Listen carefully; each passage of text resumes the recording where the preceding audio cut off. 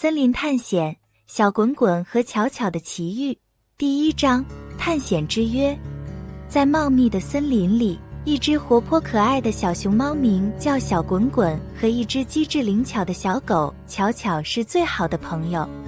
一天，小滚滚兴致勃勃地对巧巧说：“巧巧，我们今天去探险吧，看看森林的深处有什么神秘的东西。”巧巧立刻点头赞同，好主意，我们可以找到许多有趣的事情。第二章，神秘的森林深处。小滚滚和巧巧开始了他们的探险之旅。他们穿过茂密的树林，跳过清澈的溪流，来到了森林的深处。这里的环境变得更加神秘，阳光透过树叶的缝隙洒下斑斓的光影，营造出一种神秘而迷人的氛围。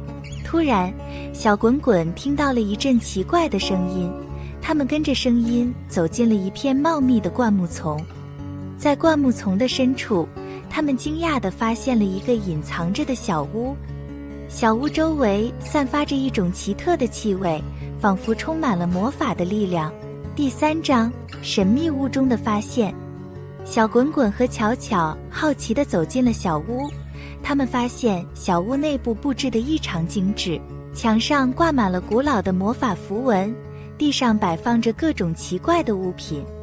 他们特别注意到一个闪闪发光的宝盒，里面散发着迷人的光芒。小滚滚好奇地伸出爪子想要触摸宝盒，但巧巧立刻制止道：“小滚滚，我们不能随便碰触陌生的东西，也许这是某种魔法的宝物。”小滚滚点点头，他们小心翼翼地离开了小屋，继续他们的探险之旅。第四章，归来与思考。回到森林的边缘，小滚滚和巧巧坐在树荫下，回顾着这次探险的经历。